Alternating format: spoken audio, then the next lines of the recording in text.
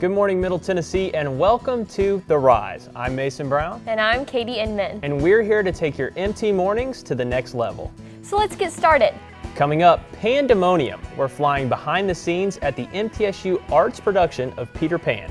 Promote the vote. Election day is almost here, and find out why it's your vote and your voice that matters. Falling into autumn. Does this season of change leave you wondering about the different colors we see on trees?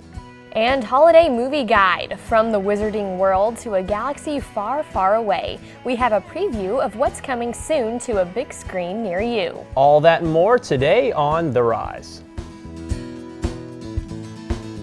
It's Saturday, November 5th, 2016, and once again, we welcome you to The Rise, reporting information, sharing entertainment. We're in the studio today, and we've got a great show coming up. We'll be talking about the presidential election that's on Tuesday, and I don't know about you, Katie, but I'm just kind of glad it's coming to an end. No, I'm the same way. I'm ready for all this craziness to be over. Yeah.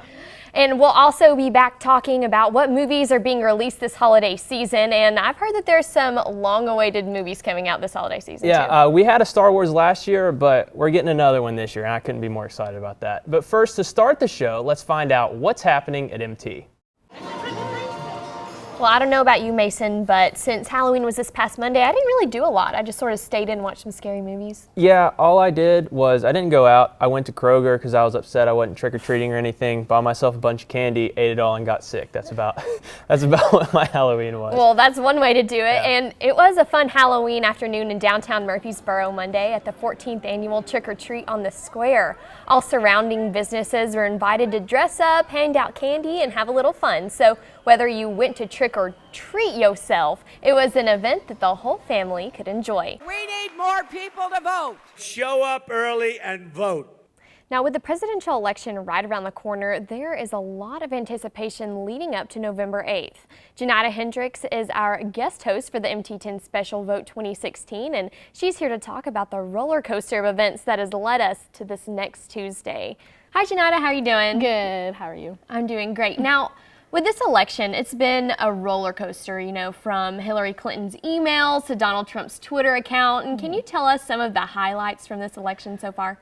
Okay, this election has actually been going on for about a year now. So when you think back to the very beginning of how many people were actually on the Republican ticket, back to when everyone thought it was kind of a joke that, Donald Trump was running because we know him as a celebrity, back to all the things that really happened in the beginning, and also with social media being so prominent, everything was at the forefront. So it's kind of taken on a life of its own. It's kind of like political reality TV in a way, so it's been a lot. Right, and I feel like the election has been going on even longer just because all these things have emerged during that time. But the polls have been showing us that this election is going to be really close between the two candidates. So do you think that the candidates could do anything that'll affect the way that the polls turn out on Tuesday at this point in the race? At this point, I really don't think there's much that can be done, because when you think about it, there's like three groups of people at this point. People who are adamant about not voting for Donald Trump, adamant about not voting for Hillary Clinton. So they're either going to vote for the other person or they're not going to vote for either one of them.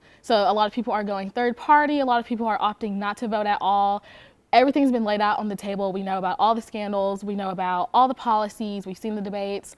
People are just kind of accepting it for what it is. So I really don't see anything at this point that can be done to kind of change fate.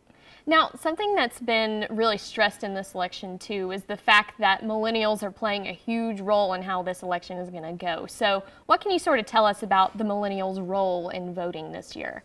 Well, the millennial group is accepted to be ages 18 to 35. So, it's a big group of people, but also like a lot of studies and surveys have been shown that millennials they're kind of rejecting traditional two-party systems. A lot of people are refusing, not everyone, a lot of people are refusing to identify with either party. A lot of people are actually calling themselves independents. So it's kind of like, where does that leave you? There's so much going on, and, a lot of people millennials in particular, are frustrated. They're thinking about going to third party. They're thinking about writing people in.